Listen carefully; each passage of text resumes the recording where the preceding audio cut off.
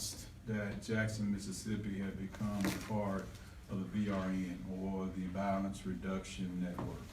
It was a federal program that we were able to get connected with in order to help find ways to reduce violent crime in Jackson, Mississippi. We have to give a lot of credit for us being involved with the VRN to the man to my right, and that is the United States Attorney Greg Davis. So this morning we've asked you to come down, and we want to sort of get into a little bit of detail about some of the things that we've been doing since we joined the VRN, and some of the upcoming events that you can look for as it relates to us adopting VRN programs. But before we get into any more details, I want to ask Greg Davis to, if he has any comments to make them now. I would just like to say, on behalf of the U.S. Attorney's Office, the Jackson Police Department has taken full advantage of the VRN. They are participating fully since September. There have been a number of activities with the Jackson Police Department as far as assessments that they're involved in. And I'm just confident that through this process, Jackson Police Department will make significant strides with respect to reducing violent crime within the city of Jackson. All right. Deputy Chief Joseph Wade has basically been heading up most of our efforts. And I'm going to ask him to make a few comments about some upcoming things. He recently returned from a trip to Los Angeles. He and Deputy Chief James Davis, a trip that was paid for by VRN so that we could get exposed to some of the things that other VRN cities are doing. And so right now, I want to bring Deputy Chief Joseph Wade and let him talk a little bit about what we've done so far with VRN, and also some of the things that you can look forward to happen with VRN in the near future. Okay. All right, first, good morning. The VRN has been a true asset to us thus far. They came in and did a technical assessment of where we were as a police department. One of the things that we already knew and that they clarified for us is that technology-wise, we were very behind. They're going to help us come up to par with not only what the new technologies are, but what other agencies are doing across the country as far as technology. Also, they're doing a victim assessment. We know that we have an issue in the city of Jackson with our violent crimes. They're going to come up with new ways and tactics that we can employ that will help us to reduce some of the homicide victims and violent crimes that we have here in the city of Jackson. Last week, we had the opportunity to talk to law enforcement executives all across the country, from New York to Newark, New Orleans, even Chicago, that were there in LA. They're faced with some of the same issues that we have here in the city of Jackson. Lack of resources and a lot of violent crimes. What we're gonna do next week, Detective Skaggs is coming here from LAPD. He's going to do a block of instructions about homicides. It's going to be for our officers and any officers across the central Mississippi area who want to be trained in homicide. But on top of that, he's also going to do a community forum at City Hall for anybody in the community who wants to come out and voice their opinions about what's transpiring here in the city of Jackson. Okay. Yes. So, just to follow up, we've talked a lot about specifically our homicide issue in the city of Jackson, and we've also said that we are going to continue to be vigilant and look in every place that we can look to find solutions. And again, we know that the vast majority of the homicides that we have in the city of Jackson occur between individuals that already know each other, that have ongoing beefs, disagreements, so to speak, and that conflict resolution has really been missing from as a part of the cure for this problem in Jackson. I believe that with Detective Skaggs coming here and holding a meeting for the public to come, that's going to give us an opportunity again to dialogue with the public. Because we believe that part of the solution must come with folks being able to resolve conflicts themselves, or be in a position where they can tip us off. The big dilemma here is that we don't know ahead of time that some of these conflicts are brewing. Nobody's calling and asking us to intervene in these things, so therefore they're being played out in different settings where the lack of conflict resolution is leading particularly to gun violence.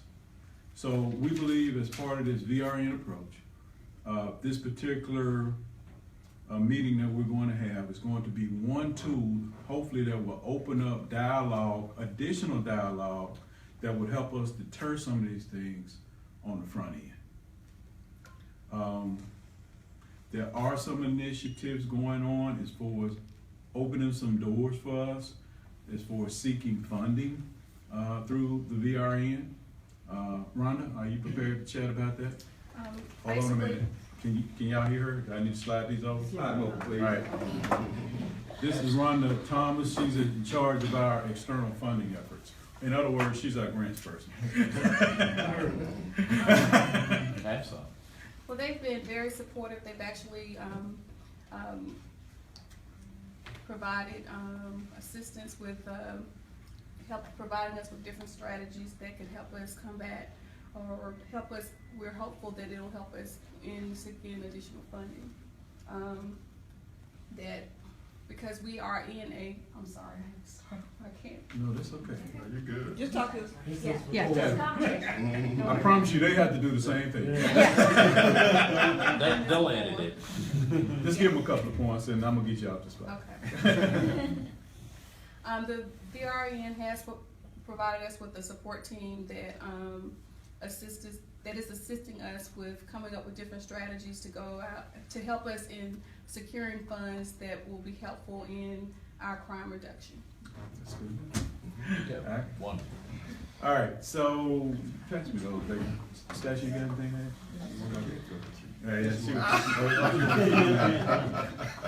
there? More specifically, they have asked us, what is it that we can bring to the table to practically help y'all? And, you know, for us, due to our staffing limitations, we're always looking for money that we can use on the ground to put extra officers out there. And while they haven't promised us that they were going to provide that matter-of-factly, they are making efforts right now to help us to secure some funds that we can practically use out on the streets, boots on the ground.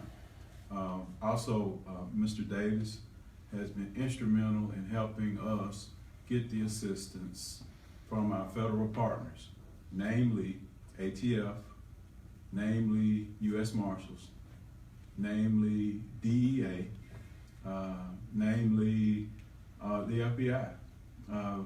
So we've been very, very fortunate to get boots on the ground assistance from federal agents that I haven't seen before. But I think probably the most important thing that we need to give Mr. Davis and his staff credit for is a lot of these individuals that were repeatedly causing us problems.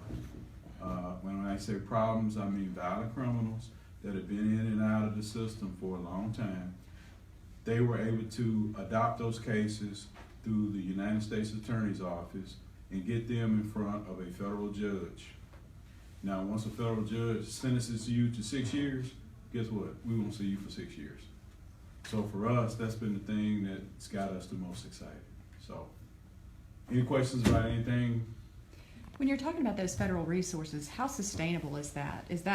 Will that last the 2 years of the Violence Reduction Network, or is there a plan in place to keep that there past that time? Well, you know, Therese, we've had a change in administration in Washington, D.C., and it remains to be seen what the Trump administration will be committed to and what they won't be committed to. The only thing I know is presently the VRN exists, and we're going to take as much advantage of it as we can while we can, and we hope that the Trump administration will be committed to it as well. Chief, whenever you say staffing limitations, is JPD on a hiring freeze right now because of budget issues that the city's already facing? Well, I mean, it's not in a freeze situation. Mhm. Here's our situation. We did not receive funding for a police class, okay? What we've been doing is approaching it in two ways. We've been trying to hire experienced officers that are already certified, perhaps from other jurisdictions, and we can hire them and put them to work. As far as new hires, what we tried to do is get a group of individuals, let's say at least about 10, to where we can take those individuals and place them in the next class that they're having out at Malota. That's how we were able to work our way around some of the cost issues that we had. And if you recall, about almost a year ago, Yes, sir. we were able to graduate a class of about 22 recruits that Malota trained for us. So here's the thing. We're gonna look under every rock. We're gonna climb every tree. We're gonna go around every mountain to find ways to supplement our manpower so that we can continue to be a functioning police department that provides a large amount of visibility out in the community. We've committed to being the best police department. We've committed to being an effective police department. And whatever it is that we have to do to accomplish that, then that's what we're going to do. And I want the citizens to know that. Oh my goodness.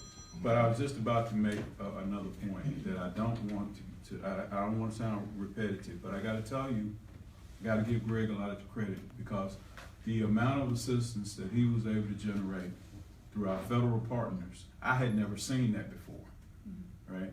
I've never seen that before. We've had some very good, some very capable United States attorneys, not trying to take any credit from anybody. But Mr. Davis was the first one that actually provided us with some bodies, with some boots on the ground, with some people that were out in the streets of Jackson that were working side by side with JPD officers, and adopting those cases and putting them into the federal system. Outstanding. So folks can expect to see more federal agents maybe at crime scenes that we show up to. We can expect to see that? I don't know. I hope so. Yeah. Again, I don't want to put my foot in my mouth, and I don't want to put Greg on the spot to make commitments that perhaps he can't make. Okay. All of these things now are depending on whether or not the new administration in Washington have the same priorities and will make the same commitments. I'm giving Greg credit for what he committed to do and his follow-up on those commitments. But, you know, the truth of the matter is we're in a cycle of change. And we will hope that the new administration will make those same commitments. But I can't lock them into it, as you know. Any talks of a timeline on when we can expect to know if this is really gonna stay or happen? Any idea? With respect to the timeline for the VRN, it is a 2-year commitment. And I expect that the Department of Justice will follow through on that 2-year commitment. So Jackson came a part of it in September of 2016. So through September of 2018, that commitment will remain. And with the relationship that the chief, I got to give him credit also. The chief has built a very good relationship with all the federal agencies.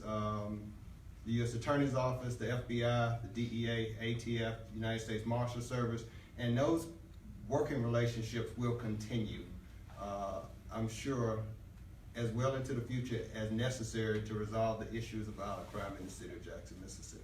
Because all of those agencies have as a priority the reduction of violent crime. Sir, you mentioned whenever you went and visited with the LAPD that you realized that Jackson was behind in some ways. What kind of ways were we behind in, maybe technology-wise, or can you expand on that? Well, it was not only just Jackson being behind. A lot of other agencies were facing a lot of the issues that we were facing too. Even with the manpower issue, not only being able to hire new officers, finding qualified new officers to hire. So they were having an issue with finding qualified personnel also. But technology-wise, just some of the issues as far as us getting into the body cameras, which is something that we're working very hard to get. Some of the in-car laptops, updating our technology in that particular area. It was just several things, and thanks to the VRN, we got a 13-page document blueprinting what we need to do to move forward as far as technology within the Jackson Police Department. As the word has gotten out on the streets that you guys are doing this, that there are more federal agents out there, more officers out, and the federal penalties coming in, are y'all hearing anything from your resources on the street as to how the communities are reacting to it? Yeah, when we first started last year, it was like a big shock treatment, right? People wanted to know, what are the feds doing out here? And I think some of the people that ended up getting sentenced by the federal judges found out the hard way the difference between what happens in the federal system and what happens in the state system. So I think it's been very effective, but it's not been a cure-all, and we never claimed that it was going to be. There is no magic bullet. There is no magic solution. But our commitment from the office of the police chief of the city of Jackson is that we're going to be vigilant, and we're going to continue to fight with everything that we can find to fight with. And it's just a comfort to me, the support that we got, the partnership that we got through Mr. Davis's leadership in the United States Attorney's Office that got me that much more encouraged that there is light at the end of the tunnel. As a part of any solution, the public must have buy-in. We must have participation from the public in order for any of this stuff to be effective. I don't care who comes up with it, because y'all know, y'all are in the media, that Jackson, Mississippi is not the only city that's having problems with people getting shot. And around the country, if there was a solution, I'm sure some of the honorable people in law enforcement would have already shared that with us. But there is a lot of value in going to Los Angeles and seeing what they're doing, but at the same time, there's not value in making a comparison. The city of Los Angeles has around 4 million people. Chief Wade was telling me they got 10,000 police officers out there, but they still are saying they need more. Absolutely. Right? So you do see a lot of commonalities. I just read recently what the city of Chicago, and everybody knows what's going on up there. The mayor had committed to hiring another 2,000 or 3,000 police officers there. So a lot of these things that are playing out similar to the circumstances that we're dealing with, people are looking for answers through the same means. You've heard the mayor in Chicago say, yeah, send the federal assistance, but just don't send boots on the ground. Let's look at it from a comprehensive standpoint. And I think that's what's so valuable about the VRN, is that it's a comprehensive approach. But even in the VRN, example number one with Mr. Skaggs coming, the value of community involvement, the value of dialogue with the community is just as important as boots on the ground. Chief, any part of the VRN is getting into the schools, because it seems like the victims are getting younger and the suspects are getting younger. I know that you already have a couple of programs in place with the Department of Mentoring with Kids. Anything else that we can see more of? You know, out of everything that we found out about the VRN, the most encouraging thing is that we haven't found out everything about the VRN. Basically, what you are suggesting could certainly be a part of our approach. Mm-hmm. It could certainly be incorporated into our strategy, because you're right, we are arresting 13-year-olds for violent felonies. That's very troubling. So the sooner we get involved with a child like that, the better chance that we have of turning that child around. So what they told us initially when we had meetings with them is, y'all figure out exactly what it is that y'all think you need. We're going to find a way to help you to get the resources to make it happen. So as we continue to go down this road, resources make somebody like me just that more creative. You know, because I'm going to be thinking, we're going to be thinking as a staff, what can we do to make Jackson safer? What can we do better than what we're doing now? And through the VRN, we've got a new source of revenue that may be able to help us accomplish those goals. About how much revenue? It's no telling. Okay. Again, we did not talk about hard, cold numbers. They didn't say we're gonna bring $10 million and put it in the city budget. They did not say that. What they said was there are resources out there available, especially through grant funding. And they provided Daniel Isom for us, who is a former police chief in St. Louis, Missouri, as our liaison. So he's been talking with us on a regular basis. What is it, once a week or twice a week? Yeah, at least once a week. Yeah, I speak with him once a week. And he's already made 3 visits here. So the commitment is real. The planning, the strategic part is happening. And we hope to bear fruit from this relationship much sooner than later. I know there are a lot of what ifs and we're not exactly sure right now, but if you do get funding or whenever you do get funding, is that going to the city's general budget or will that go straight towards? No, No. these funds are designed to fight crime, Okay. specifically. Making sure. No doubt about that. Yeah. There is the problem that you're talking about, conflict resolution. Uh-huh. What specifically are they talking about? Like you say, you can't be in everybody's house. Mhm. And we have a growing problem, young people killing each other. What are the things they're telling you about conflict resolution that you think can work here? Well, what they're telling us is that whatever strategy that you come up with, we're going to be here to assist you with it. Now, this visit from Mr. Skaggs, Rob, we think is a very big thing here because his experience in this particular field is vast. And we're hoping that by him coming and making a presentation to generate interest in dialogue. And I believe that dialogue, and it sounds simple enough, dialogue is what we need. We've got to have people in the community talking to us, especially about some of these issues before they manifest themselves. To me, that's been the big dilemma for us as a staff when we're sitting and we're strategizing. What can we do to get in between 2 individuals before they shoot each other? You know, when I'm sitting and I'm thinking about that, the answer is that's a very difficult problem to solve unless we know about it beforehand. So if we know about it beforehand, perhaps the VRN can help us bring in some resources that will help directly in conflict resolution. Help us to have enough resources to go out and get in between these folks. Go out and ask them. I hear you got a beef with Chief Wade. Okay, what can we do to work that out? You know. So again, resources coupled with strategies that may not already be in place. What we got to do is marry the strategies up with resources. So we're looking at resources and developing strategies, and hopefully we will see a difference.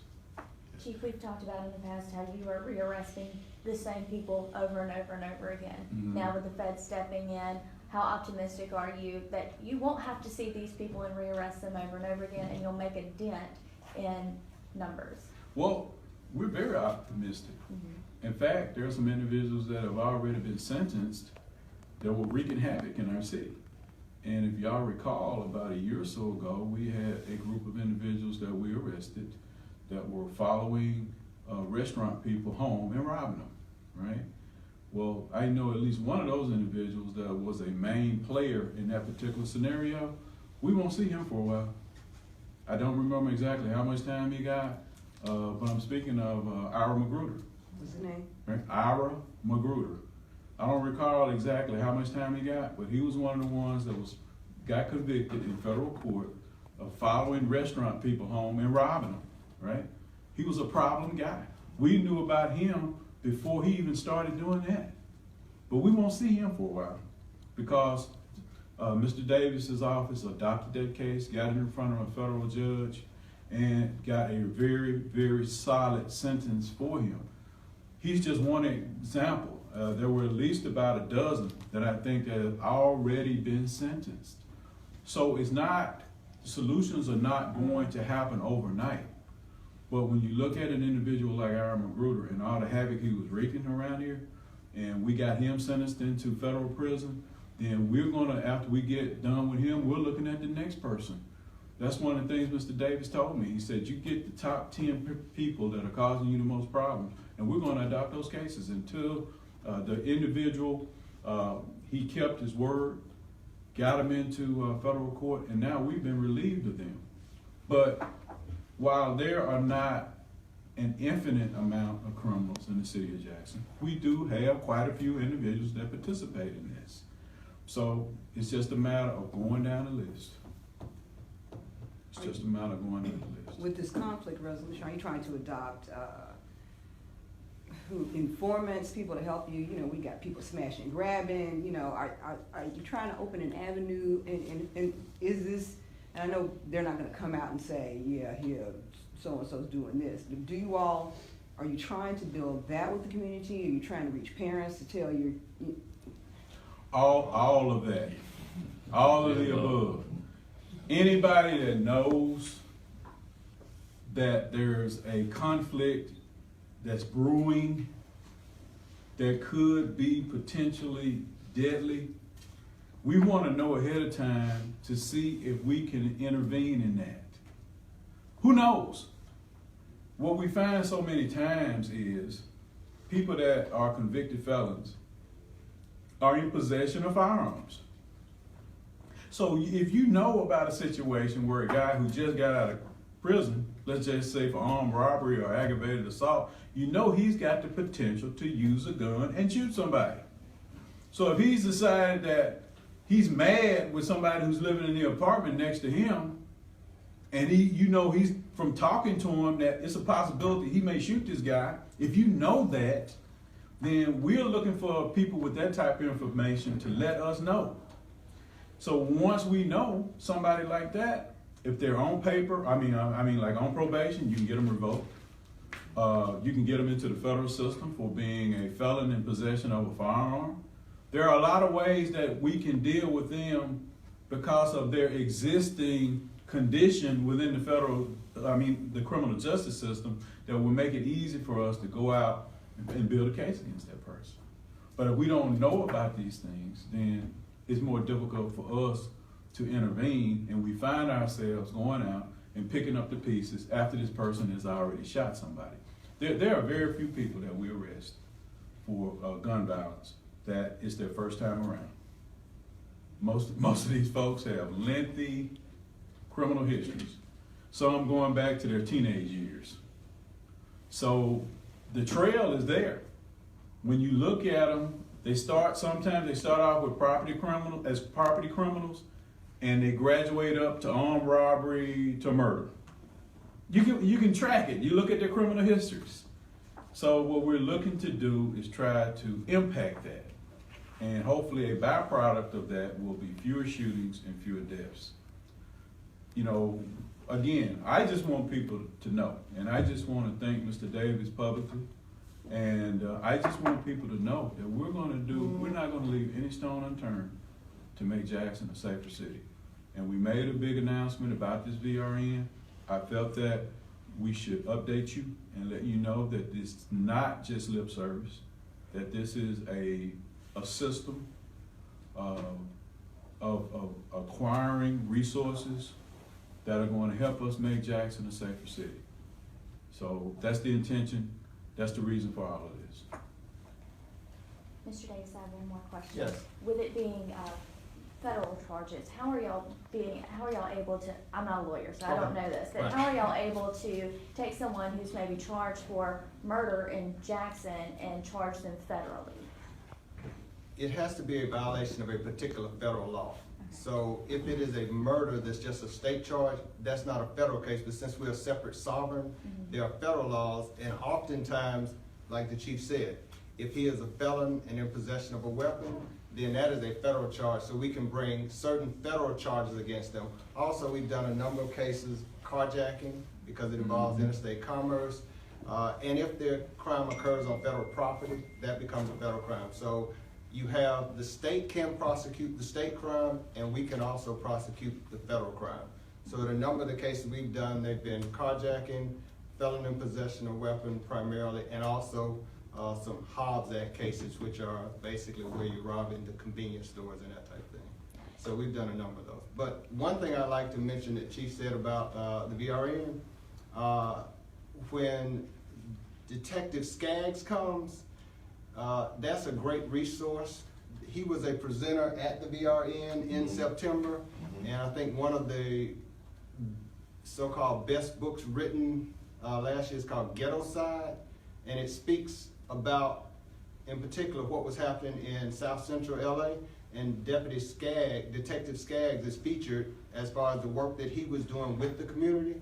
So in addition to Detective Skaggs and the Deputy District Attorney coming in to do training for law enforcement, they're also gonna meet with the community and just give his experiences of how Detective Skaggs worked with the community and how the community trusted him with respect to violent crime and helping resolve those issues. So that's why we think it's important that next Thursday night, as many members of the community who are interested in the safety of Jackson come out and hear from Detective Skaggs and also voice their concerns and their recommendations on what Jackson Police Department and our office can do better.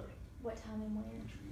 It will be next Thursday, 5:30, City Hall Council Chambers.